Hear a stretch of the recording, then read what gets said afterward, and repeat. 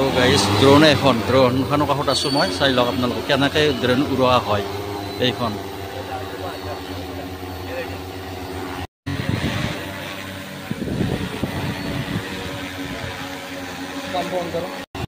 তো hello' guys এইখন মানে এখন ড্ৰোন হয় আৰু এই ড্ৰোনখন এখেতে কিনিছে গতিকে আপোনালোকে ড্ৰোনখন কি কাৰণত কিনা হৈছে এখেতে ক'ব আপোনালোকে শুনি ল'ব কওক ভাই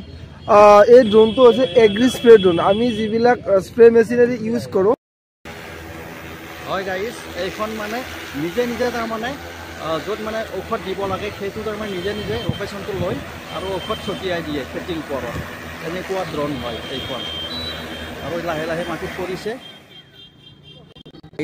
আমাৰ আজিকালি মানে ডিজিটেল যুগত মানে ড্ৰোনেৰে মানে কি বুলি কয় ঔষধ পানী সাৰ এইবোৰ মানে ছটিয়াব পাৰি আৰু খেতিত ঘৰ ক'ত আছিল মোৰ ঘৰ ঈশ্বৰ দেগৰীয়াত মানে এখেতৰ ঘৰ আৰু এখেতে এটা ভাল যন্ত্ৰ আনিছে মানে যিটো আমাৰ ড্ৰোন বুলি কয় মানে ড্ৰোন মানে আকাশত উৰি থকা অৰ্থাৎ আমাৰ খেতি পথাৰত তাৰমানে খেতি কৰিলে পানী ছটিয়াব পাৰিব খেতি পথাৰত তাৰ কাৰণে এখন ড্ৰোন অনা হৈছে আৰু ড্ৰোনখনত কিমান দাম হ'ব কওক ড্ৰোনখনৰ দাম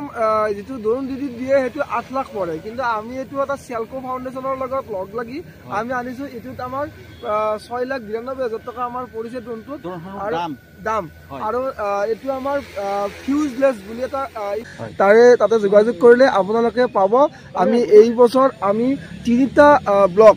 মানে হাজো ৰঙিয়া কমলপুৰ এই 3টা ব্লকক আমি সামৰি এই বৰ্ষ আমি আৰম্ভ কৰিছোঁ অহা বছৰত আমি এণ্টায়াৰ কামৰূপ ডিষ্ট্ৰিক্টত আমি আৰম্ভ কৰিম ঠিক আছে ওকে ধন্যবাদ ভাল লাগিল মানে এনেকুৱা ড্ৰোনৰ আমাৰ ওচৰে চুবুৰীয়াত নাছিল আপুনি যি আনিছে এইটো মানে আমি সদায় নতুন নতুন টেকনলজিৰ ওপৰত কাম কৰি আছো আমি যিহেতু আমাৰ মেনুৱেল লেবাৰটো কমি গৈছে যোৱাৰ কাৰণে আমি মেকানিজিমৰ ওপৰত গুৰুত্ব দিছোঁ আমি ইয়াৰ লগতে আমাৰ অফিচত আহিলে গম পাব আমি নতুন নতুন এডভান্স টেকনলজি আমি কৃষকৰ বাবে আনিছোঁ যাতে য়ং জেনেৰেশ্যনে কৃষিক এটা জীৱিকা হিচাপে ল'ব পাৰে সেইটোৰ কাৰণে আমি লৈছোঁ মানে অফিচটো আমাৰ কণিয়াত আমাৰ আহিব ঔষধ ভৰাব আনিছিলোঁ ঔষধ ভৰালোঁ মিছাও আৰু তাকে কিনি পঠাই দিছোঁ এই যিটো ড্ৰোন হয় এই ড্ৰোনটোৰ কাৰণটো হ'ল কি আমি পিঠিত লৈ যিটো স্প্ৰে মেচিনত স্প্ৰে কৰোঁ সেইটো আমাৰ সমানভাৱে ইকুৱেল নপৰে আৰু নপৰাৰ কাৰণে কিছুমানৰ খেতি ভাল হয় কিছুমানৰ বেয়া হয় কিন্তু এই ড্ৰোনটোত আপোনাক ইউনিফৰ্মলি স্প্ৰে কৰা হ'ব আৰু এই ড্ৰোনটো আমাৰ বিভিন্ন ধৰণৰ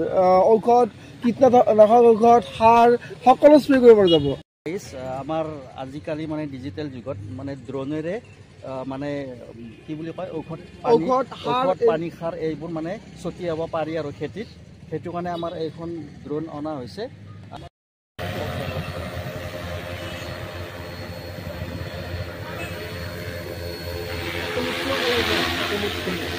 হয় গাইজ অটো মোডত চলোৱা হয় এইখন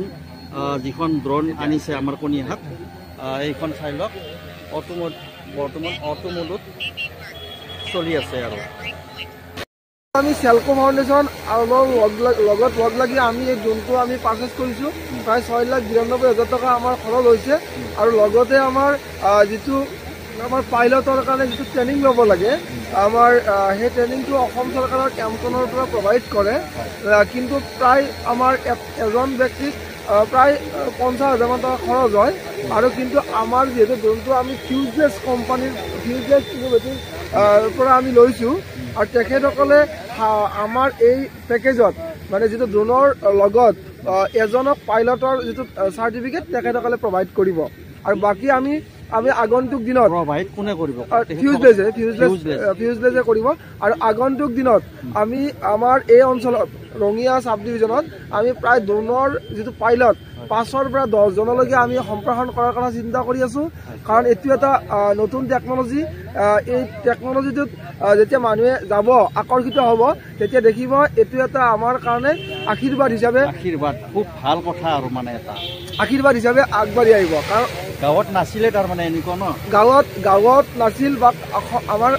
আগতে কেভিকেবিলাকে এটা ডেমনষ্ট্ৰেশ্যন কৰিছিল কিন্তু নিজাববীয়াকৈ ফাৰ্মাৰে ইউজ কৰিব পৰা নাছিল কিন্তু এতিয়া আমাৰ পৰা এইটো ভাড়াত লৈ তেখেতসকলে ইউজ কৰিব পাৰিব যিজন হ'ব তেখেতে বহুত টেকনলজি জানিব লাগিব আৰু এটা গভৰ্ণমেণ্টৰ লাইচেন্স দৰকাৰ হ'ব যোনে তোনে মানে যিটো ড্ৰোন হয় এইটো মানে ইয়াক মানে এই মোবাইলৰ দ্বাৰা কম্পিউটাৰৰ দ্বাৰা চলোৱা চব হয় কম্পিউটাৰ দ্বাৰা চলোৱা হয় ঠিক আছে বাৰু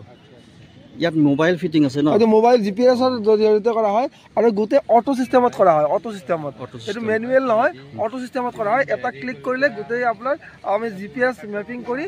কেনেকৈ স্প্ৰে কৰিব লাগে সেইখিনি গোটেইখিনি আমি কৰা যায় ঠিক আছে বাৰু